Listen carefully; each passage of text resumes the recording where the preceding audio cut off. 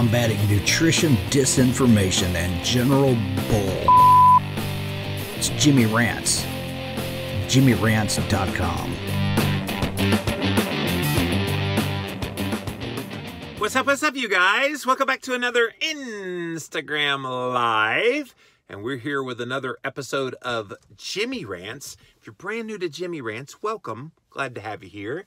We've been doing this for a few months now, and we go on a rant a couple of times a day about something in the world of nutritional health. So go check us out if you haven't already accessed the show before at JimmyRants.com. And then once you're there, you'll see we start off on Instagram. That's why I say, what's up, you guys? Welcome back to another Instagram Live. So go follow me on Instagram at Livin' Low Carb Man, LIVINLOWCARBMAN. You can engage live just like all these awesome people are doing right now coming in. If you missed the live, it's all right. We have it up on replay for 24 hours on Instagram, but then it disappears from Instagram after that 24 hours. But never fear, we put it on YouTube for you. So go watch past episodes over on YouTube. Just type in Jimmy Rants as a keyword search. You will find the show. And then finally, we have a Jimmy Rants podcast, which has the best of the best moments of this here show in short form. So go check it out. It's pretty cool. I think you'll like it. Leave us a review as well on Apple Podcasts, letting other people know that you like it. JimmyRants.com is the website for all of this. Today's Jimmy Rants is all about that emotional connection that people seem to have with food. And a lot of us come to keto in a really messed up state when it comes to our relationship with food, how we feel about food, what we think food does for us, why we decide to choose the foods that we do choose, and that if you tell us we can no longer have said foods, our brains can't handle it. And so today's Jimmy Rants is all about how going keto can help you let go of the emotional connection to food, and I would say especially the crappy garbage, which is a lot of the junk food-based types of things that people think they can never live without. And it's a fascinating discussion when you tell people that you're eating kind of a ketogenic diet, you're eating a low-carb, high-fat diet. They don't wrap their heads around how you live without bread. They don't wrap their heads around how you don't eat pasta. They don't wrap their heads around why you don't eat normal. And so I always switch it back on them. I always say, so what does normal look like? Oh, well, you need to have egg white omelet, lots of vegetables in that omelet. You need to put fat-free cheese on that omelet. You need to have a big bowl of variety of fruits in there. You need to have a glass of orange juice. You need to have skim milk. You need to have oatmeal. And that's a healthy breakfast. And you look at them bug-eyed going, you think that's healthy? And then you start explaining how all of that is sugar, sugar, sugar, sugar. And even the stuff that's not sweet and sugary turns to sugar in the body. In fact, just yesterday, somebody brought some donut holes to the church I was at. And so I was like, how many teaspoons of sugar do you think is in 2 of those, which was a serving size? She's like, I don't know. I said, looking at it, looks like it's about 7 teaspoons of sugar. Really? Whoa, I had no idea. Yeah, how many teaspoons of sugar is in your body? Oh, no. I said, would it surprise you if I said 1? Her eyes got really big. And it's all about this education. Yes, we think we need those donuts. Yes, we think we can't live without carbohydrates. But what I tell people is go keto. Go keto, and those things go away. People don't believe you when you tell them that all those things that you think you can't live without suddenly become an afterthought. I was the macaroni and cheese king when I was growing up. My dad owned restaurants. One of them a buffet-styled restaurant, which was right next door to where we lived. And so I'd come home from school, and I loved Wednesday because Wednesday was macaroni and cheese day. And I would come home, and I would go over to the restaurant, and I would get a big old plate, and I would just scoop, scoop, scoop, scoop, scoop, because that was the food I couldn't live without. And it wasn't until I went keto and then was exposed to the opportunity to have macaroni and cheese again that I went, ugh, that doesn't even sound good anymore. That's a major, major shift that can happen in your brain, you guys. Same with Coca-Cola. I look at Coca-Cola now and I go, oh my gosh, how did I ever guzzle 16 cans of that? Obviously, if I was drinking 16 of them a day, I wanted it.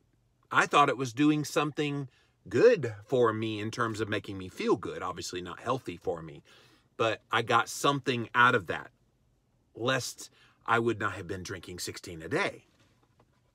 And so people have this really intense emotional connection to the food they're eating. And one of the things that I love about keto, and I'm in the midst of doing a carnivore diet where you eliminate practically all carbs and you keep the meals simple.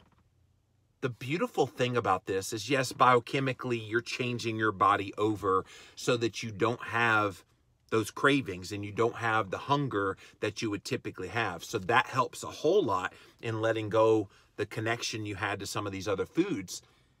But the simplicity of it all, how easy it is, how good you feel in the midst of it. I don't think people put a lot of stock in that because they don't know what that feels like. It's why I always tell people, if you're going to give keto a try, do it for 60 days, see how you feel, and do it well for 60 days. Don't just kind of the dirty, lazy keto that's all the rage right now. No, don't do it that way. Give it a good go for a couple months, see how you do. And what you'll find is you'll end up doing really, really well. And all those things that you thought, oh my gosh, I could never live without, you suddenly are living without and doing perfectly fine. So I try to communicate that to people, that keto is the answer to that emotional connection we have to food. And since when did food become a part of our emotions? Yes, food is pleasurable to eat. Even keto food is pleasurable to eat. But I don't have an emotional connection to eating my bacon. I just eat it because it tastes good. And I know it's a means to an end for me to get healthy, to feel good, to feel satiated, to lower inflammation, all of the positive benefits that come from eating the keto food. But I'm not to the point of, if I can't have bacon, I'm just gonna... No, you don't have that connection like you tell people that they're not going to eat donuts anymore. They about have a mental breakdown if you tell them donuts aren't on keto. Oh, I gotta have my... No, it's gone. Gone forever. And I want people to taste it and know that that's what it's doing for them. But you can't unless you take the plunge and do it the right way. So going keto, the bottom line here, going keto is going to help you let go of all that connection, all that stuff that makes you want to gravitate towards the crappiest of the crappy garbage that there is, and let you let go of that emotional connection that keeps us tied to the bad foods. All right, let's see what you guys have to say. Welcome in, welcome in. Thank you for being here. Hello, Bonnie. Thanks for being here, you guys. Jesse says, emotionally disconnected from food. I still enjoy it, but I have no desperate pull. It's pretty freeing. And that's the cool thing, too, is if you tell people that they could not have donuts or not have bread, that's the thing that prevents a lot of people from going low-carb keto. Oh, I can't live without my bread. I've got to have my pasta. But if you instead say, you know what, give it a go, and if after 60 days, you still have that emotional connection and that pull to go back to those foods, and if they can't find a suitable alternative to those foods, then, okay, great, you gave it a go. It didn't work. But most people will get a buy-in factor if you just disconnect them from the food, just like you're describing, Jesse. Congrats on that. Welcome in, welcome in. Hello, Joette. Hello, everybody. Hello, George. Oh, Dory's laughing at my hashtag healthy breakfast. There's a lot of people, Dory, that still believe that's health food. All that stuff I described. I just see sugar, sugar, sugar, sugar, sugar. It doesn't compute with me. Ketoing Kimberly says, eating fat has changed my diet. No one understands that I do not eat grains or sugars. We went to an old church yesterday and they couldn't believe my weight loss. I'm dreaming big for 2019. Yes. Congratulations, by the way, Kimberly. The fat is really the secret sauce in all of this. And I've talked about this a lot before on previous Jimmy Rants. But if you're eating a low-fat, low-carb, that is not keto. Keto is low carb, moderate protein, high fat. So if you're not eating the fat in your diet and you're not making it the preponderance of the calories that you're consuming, you're not going to get a lot of these effects that will let you break those emotional ties that you have to all that crap. To me, when I don't eat enough fat, my body does start to kind of have those cravings for carbohydrates again. Now, secretly, it's not really carbs that your body wants. It's fat. And yet our brain tells us eat more. And so we think, oh, more. And you start having those cravings again. If you still struggle with cravings on your ketogenic diet, you ain't eating enough fat 9 times out of 10. I would encourage you, eat more real food-based fats. And you don't have to put a lot more. We're talking maybe 1 extra tablespoon of butter. Maybe having a little bit extra of some form of fat that you're not currently having or more of one you are currently having. And that's going to make the difference, you guys. It really does. Steph says, I think about and enjoy food more now than prior to keto. Funny but awesome, and I eat the healthiest and most creative now. And that's the thing. You can still get creative. The whole idea that you'll be bored eating a ketogenic diet is just hilarious to me. Because you can make a wide variety of foods, even with the, quote, limited choices of food. I've even found doing this carnivore, you can make a wide variety of choices. You got to think about it a little bit, but it's not impossible to mix it up if you need that. But the point is, you're not emotionally tied to any of these foods that you're consuming. It's just fuel. It's what you're doing to make your body healthier.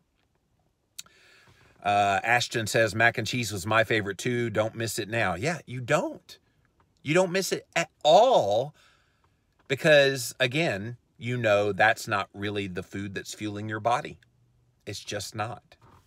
Hey, Lauren, thanks for being here. She says, so true. Bonnie Lene, because of addiction, people think even I can't live without it, or either I can't live without it, and keto changed me for the better, but my daughter is a major mac and cheese girl. She will be tough to work with. Well, you're talking to the king of macaroni and cheese back in the day. And if I can let it go, anybody can let it go. My cousin Robert's here. Hey, Robert. We eat mac and cheese all the time, or ate it all the time as kids. I also drank a 6-pack of Coke a day. Yeah. See, I grew up with Robbie. He's my cousin, slightly older than I am. And yeah, we didn't really have choices. We just ate whatever we wanted. Didn't care. Now we're paying for it, Robbie. So we're having to eat better now in our older years. Keto 995. If I've ever tried a bite of any of my old faves, they just don't taste the same or any good anymore. Thank you, Nana, for that. Yes, I have on occasion put something in my mouth that I used to think I couldn't live without that. And it was either way too sweet if it was some kind of a sugary dessert, and I go, or something like macaroni and cheese. It's so bland compared to the good quality stuff that I cook now. And I love cooking like my food in bone broth. And it just is a game changer, you guys. If you're not cooking with bone broth, cook with bone broth. And quality ingredients, it all makes a difference. You know, I used to think those omelets that I had at my dad's restaurants were good. they weren't nothing compared to these chicken eggs I get now from my beautiful backyard chickens that I take care of. Jesse says, some people substitute addictions, even bacon, it's mental.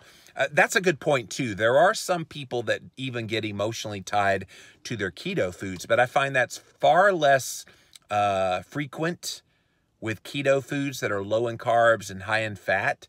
It's much more so with that pull and that draw that those carbohydrates have on you. And we know from a brain chemistry standpoint that when you consume sugary foods, carby foods, it's stimulating the same area of your brain that a drug addict has for cocaine and heroin, some of the really bad drugs, and that keeps people addicted. So we know that that plays a role in this as well, in drawing them back to those crappy carbs through an emotional connection.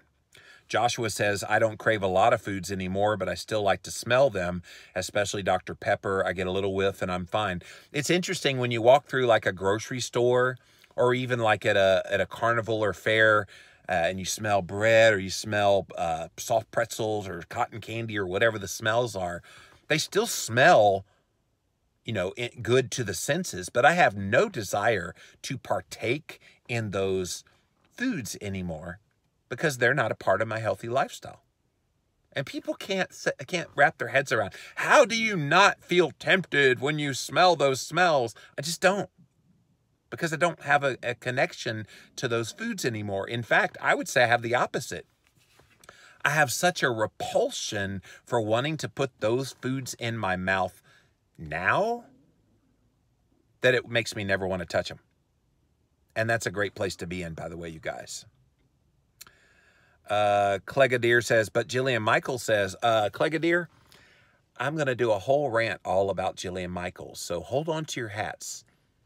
She don't know who she's messed with, talking bad about keto. Keto Christine, going keto showed me how addictive all those carbs were. Yeah, it will. It really does. And once you get over the addiction, you don't want to get back in that cycle again. So that's huge, and congrats to you. Nancy Virginia Beach says, I no longer feel like I'm being held hostage by my food. Exactly.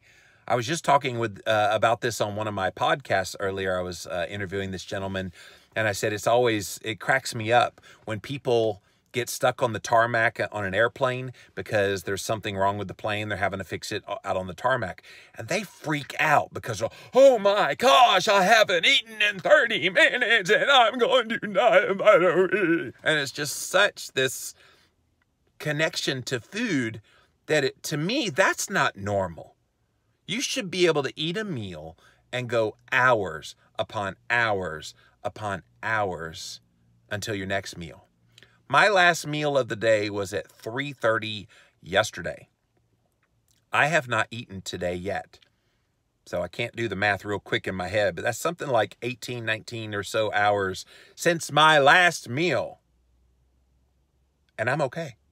Do I look like I have no energy? Do I look like I'm fretting over where I'm going to get my next meal? No, because I'm fat adapted. And I'm eating all meat right now, basically animal-based foods as part of this experiment I'm doing. And so I feel fine doing that. I have no emotional connection that I have to go get that food or else something's going to explode in my brain.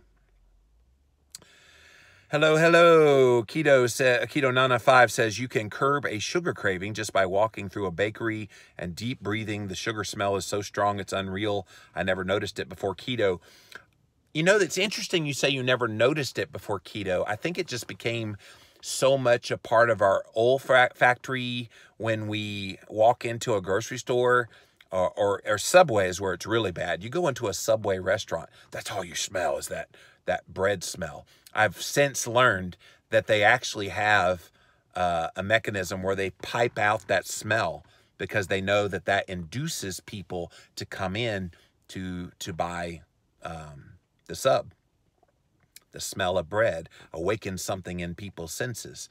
So when you go keto, yeah, you smell it. It smells decent. You get that satisfaction of, I guess, the bread smell, but you don't have to eat the bread. You don't get no secondhand wheat exposure that way. You just smell it. And you're done with it and you move on. Hi, Mika. It helps. I have to be so careful, though. If my carbs creep up, I get horrible cravings and I fall. I have to stay very low carb. And see, you know that about yourself, Mika. That's the beautiful thing. You are so self-aware of where you are in your journey that you know that. And congrats, you're good. Ashton said, I did miss bread in the beginning, but so many other things to eat. I think, Ashton, that's a great point, too, that when you've put the focus on what you can have and not on what you no longer have, it changes things. I celebrate that I can have butter, real butter. I celebrate that I can have full-fat dairy choices, cheeses, heavy cream, you name it. Full fat. I don't have to put up with low fat anything in my dairy anymore. Fat-free cheese was gross. Skim milk was gross. But now I can have heavy whipping cream, which is the fattiest of the fatty dairy, and it's beautiful. If you travel internationally, you'll find this thing called double cream. It's the most glorious thing you'll ever put in your mouth. And all it is a super duper high fat form of cream. It's not quite as thick as yogurt, but it's much thicker than heavy cream here in America.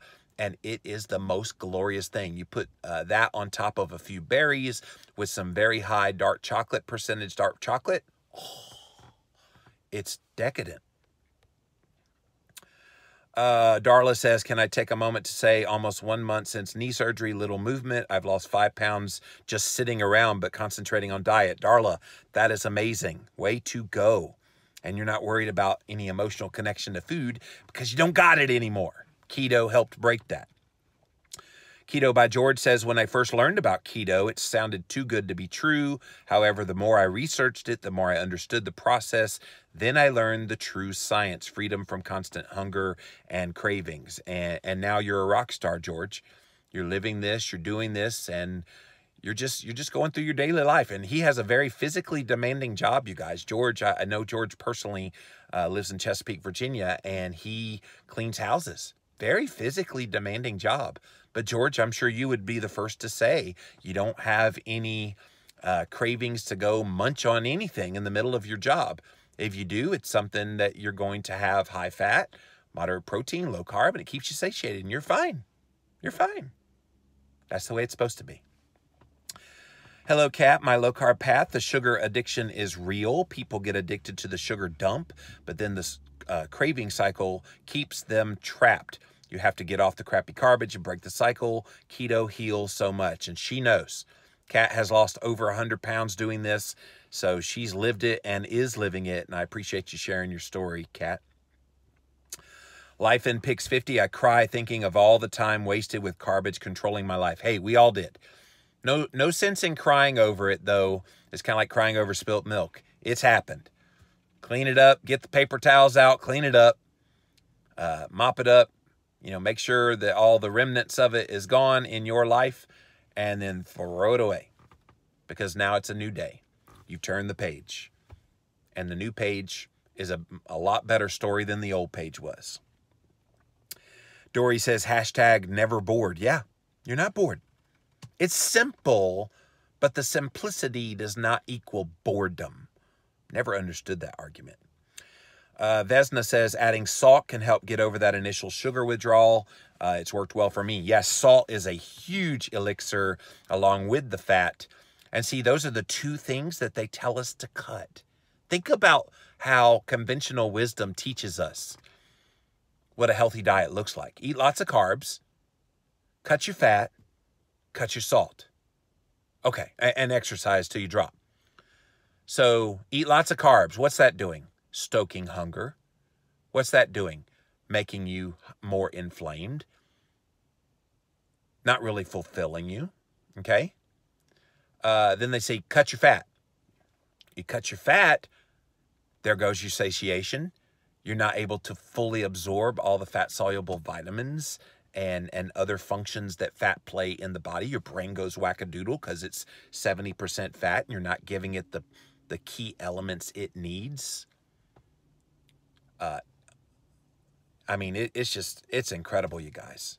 some of the conventional wisdom. Then they tell you to exercise till you drop and you're just going to run on the treadmill. That just makes you hungrier to want to eat more food. And it's what leads people to binge and to fall off the wagon and not really ever do anything, because they're like, well, if this is the way I've got to live to be healthy, they'd rather eat whatever they want and be happy. I was in that place, you guys, in the early 2000s.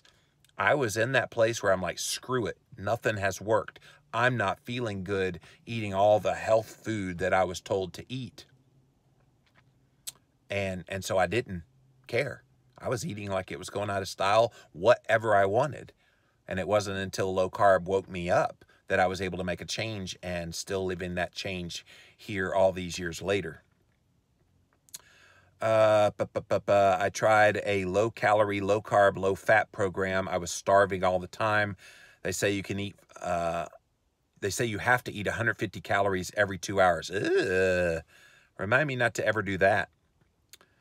Once the switch is flipped, says L. Landrew, you never look at carbs the same again. Ugh, yuck. It is fascinating how all those foods that you had such an emotional connection to suddenly become just an afterthought of, okay, that's what I used to do. I mean, if I went through all the things I used to eat on a regular basis, from the Little Debbie snack cakes to the Coca-Cola, to the Taco Bell, to the McDonald's, to the corner market 7-Eleven, getting those big bear claw, I mean, all that stuff.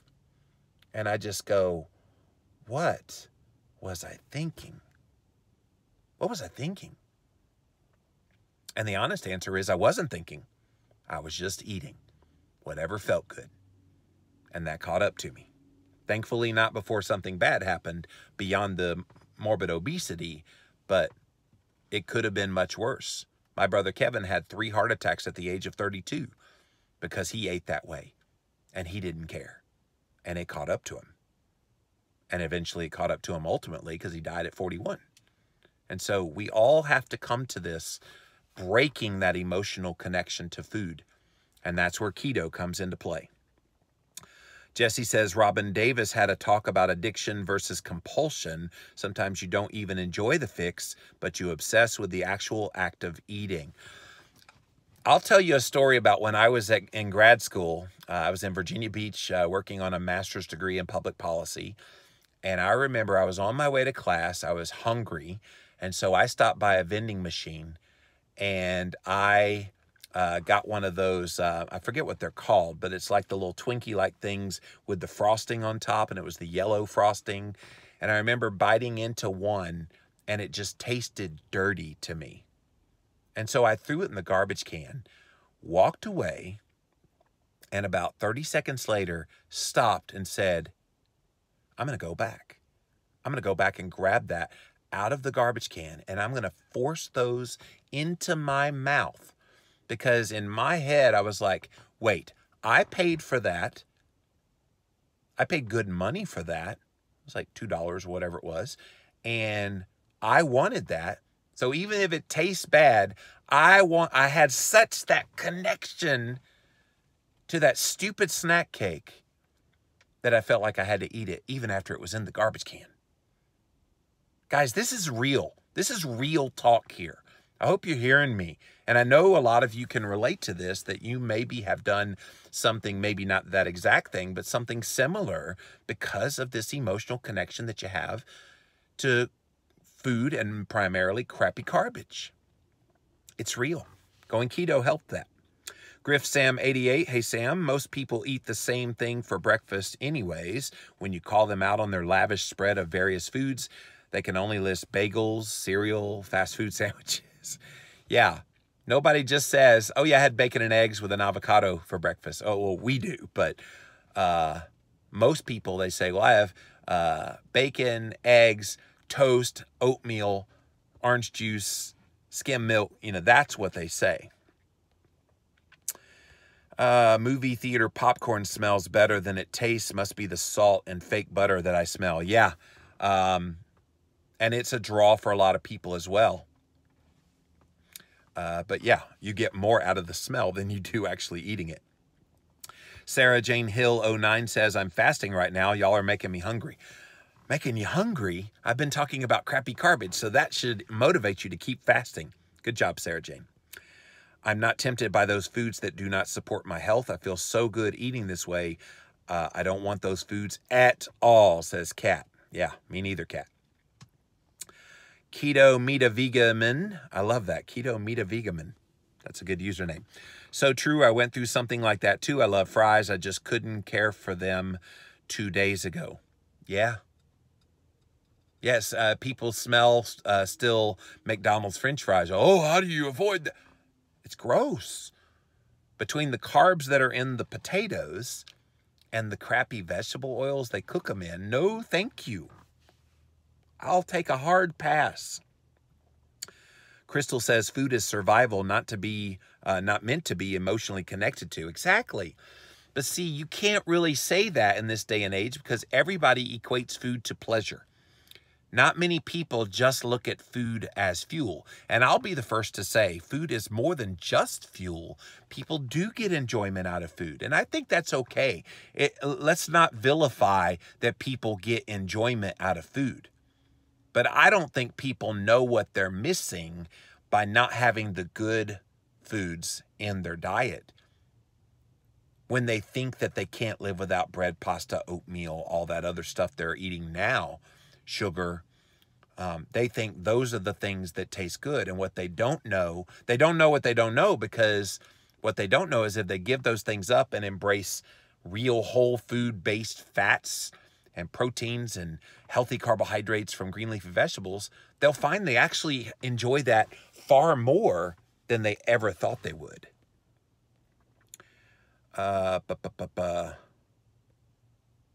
My mom thinks she's being funny when we go out to eat. She puts French fries in my face. I explain to her every time that it really doesn't bother me, especially since I know how they're fried. See, Joette knows. Joette knows really well. Subway convinced millions of people to eat an entire loaf of bread for lunch and convinced them that it was healthy. Unbelievable. Kat, they sure did. And they got the spokesperson, what was his name, Jared, to get out there and be the name and face of it all. It was the biggest ruse to pretend like Subway was health food.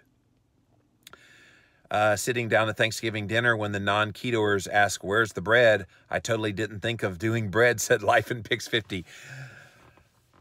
It's cultural. People think and expect to have bread, sadly. Beautiful binge eater, my cravings are gone with one exception, the movie theater popcorn. That buttery smell gets me. I resist, but I know I can't go in there hungry. Yeah, eat before you go, be prepared. But like Sam said earlier, get the smell, because that's the best part of popcorn at the movie theaters is that smell. When you actually eat it, it's really not all that great. Low carb, low glycemic worked for me too, says Deedles. Excellent. If Carbage was so good for you, it wouldn't make you feel so bad. Crystal, that's the thing. Everybody remembers the taste on the tongue and how that made them feel, and that's part of that emotional connection they have to food. But they forget about the couple of hours later that they're like, ugh, and they're like, they don't remember that it's the food that made them feel that way. I always eat well before shopping because now every store under the sun has restaurants in them, fast food, so you can eat there. Ugh, come into the spider's web, my dear, LOL, says Bonnie Lene. Yeah, they do. When I saw that McDonald's went into my local Walmart, I said, oh yeah, that makes sense. People going to Walmart, oh, let me have my breakfast and let me eat it while I'm walking around and not paying attention, and my body's not going to digest this well anyway. Yeah, that's for sure. Hey, Steph, thanks for being here. L. Andrew, I don't have the cravings, but need to work on eating keto foods to feed emotions. I haven't broken that yet. And thank you for bringing that up. Some people still have emotional stuff going on in their life that maybe causes them to have a little more even of the good stuff. And you have to be conscious of that as well. Overall, though, that pull to want to eat for your emotions is tied to the carbohydrates that you're consuming for most people. And you let go of the carbs, vis-a-vis going on a ketogenic diet, then that tends to go away. The best advice I ever heard is once you put on your, or what you put on your plate is garbage anyway. You can't even throw it away. Yeah. Mama used to say that, Crystal, to me, that if you put it on your plate, you got to eat it all. And I think that was a detriment. Helene says, I went to the movie yesterday, had no desire for the popcorn, which I thought I would never be able to give up. Yeah. It's gone. That craving, that emotional connection is gone. Steph Dodier. Hey, Steph. Yep. Food was always meant to be both emotional and physical. And I think people distinguishing between the kind of emotional connection that they have to the carbs maybe they used to eat, and then they go keto, that emotional connection may still be there, but it's significantly decreased. Jesse says, the smell of vegetable oils make me wretchedly nauseated. Yeah, I think it does a lot of people now. Keto Angela, you look so healthy. Your skin, eye clarity, you look great. Thank you. I am loving the carnivore, by the way. So I will continue to post on my social media how that's going. I'm in day number 6 now, so doing really good. I'd like to think it comes down to the ability to love yourself enough to be able to make food choices for health instead of feeling better. Steph, preach it. That's exactly right. I want anything I put in my mouth now to be health promoting. If it's health robbing and I'm consciously doing that, okay, fine, I made that conscious decision. But 99% of what I'm putting in my mouth, I know is going to make me healthier in the end. So many keto recipes to enjoy. Who needs carbs, says Ever After 85. That is the other thing too, although I would caution not to totally replace your emotional connection to having bread with having a keto bread. Your emotional connection to having a pie with having a keto pie. Your emotional connection to whatever your crappy garbage food of choice is with having some kind of a keto substitute. Because I think that's also a trap, keeping you in that emotional connection. Is it better? Obviously. But the goal here is to change that and to let go of some of that connection you have between your emotions and the foods that you're eating. And that's where I think going to a real whole foods-based ketogenic diet can help so many people. My husband is also type 2, so addicted to carbs. It's scary. Yeah, Ashton, it is scary. They're the ones that need it more than anybody. I get emotionally attached to cream cheese after going keto, or got emotionally attached to cream cheese. 21 Dances with Dogs. So cut it out. If it's that much of a problem for you, I don't say leave it in. Put it out and just see how you do being off of it. But if you're going to have an emotional connection to some food, I don't think cream cheese is the worst thing in the entire world. I never realized those nasty fry oils left a thick oil on the roof of your mouth. Yeah, Crystal, they do. I wouldn't know. It's been years since I've had French fries from McDonald's. Keto Nail Genesis Best says, I'm struggling with rewarding myself after being perfect on my keto. I'm calling it rewardbage. It's a mindset I need to remind myself of. And this is where I think we need to start rewarding ourselves with non-food things.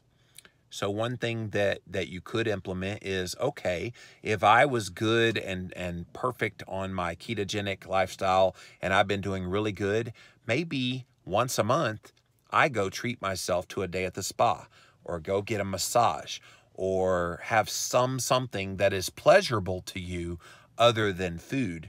So I'm a big non-food reward. If you're going to do the reward kind of system, doing a non-food one.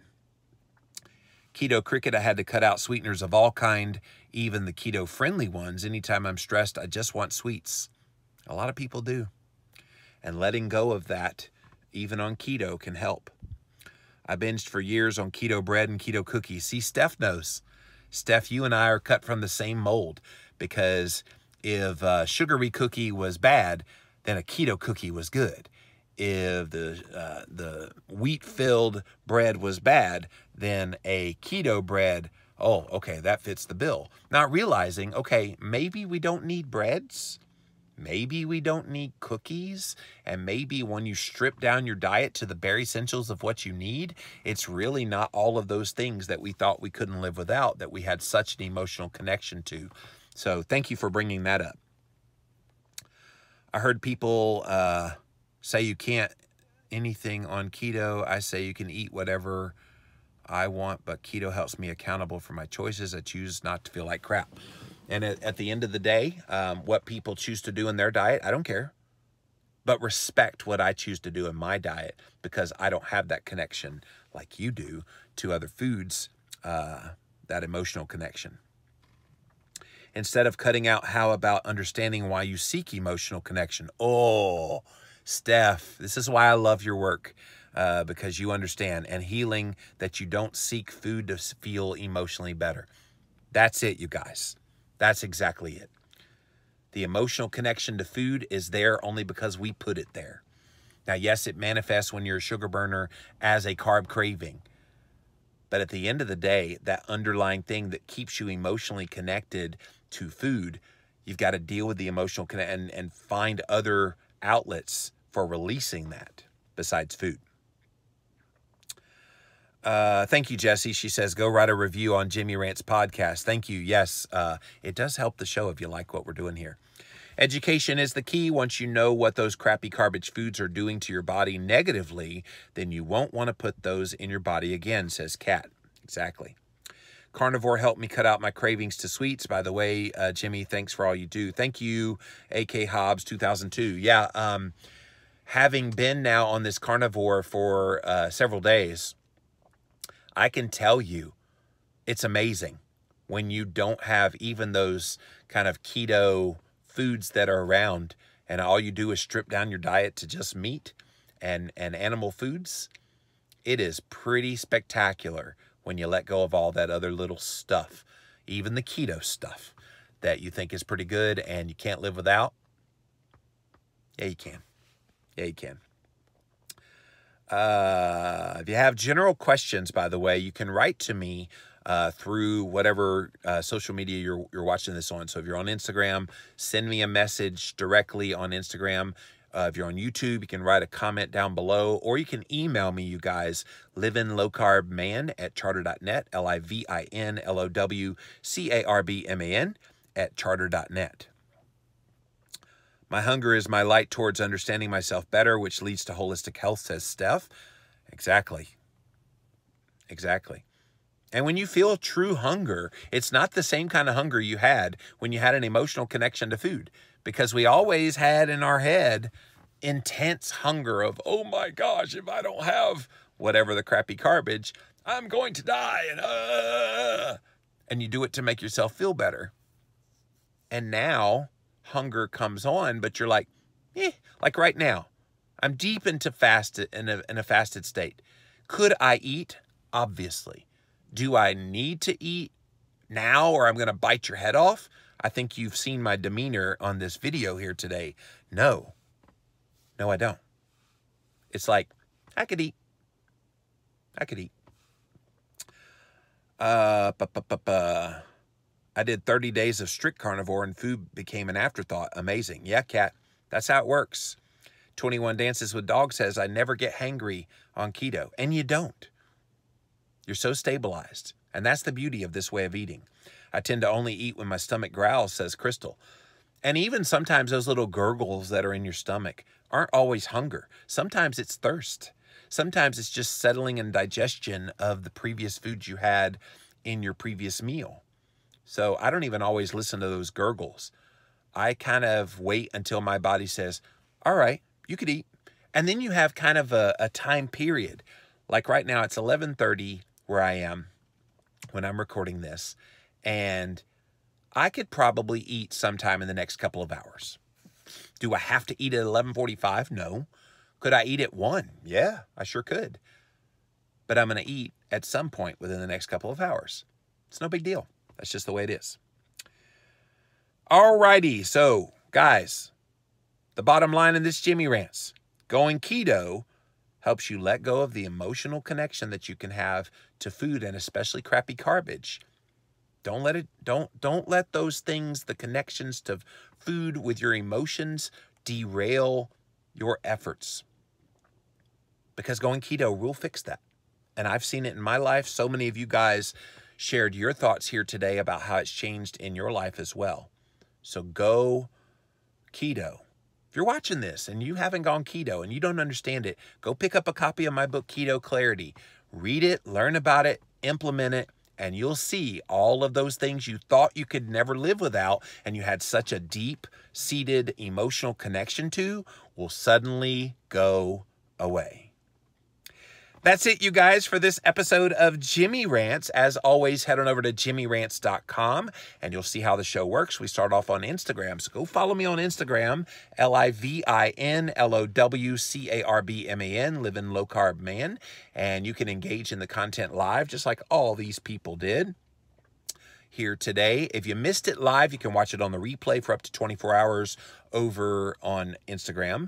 But if you miss it on Instagram and it disappears, never fear. We put all the backlist onto YouTube. So type in a keyword Jimmy Rants and you will find the show. In fact, if you want to do a Google search, I did this morning because Google is connected to YouTube. You can actually Google search Jimmy Rants and some words. So Jimmy Rants cholesterol, for example, and you'll see where I've done a rant about cholesterol and it'll pop up the video right there for you.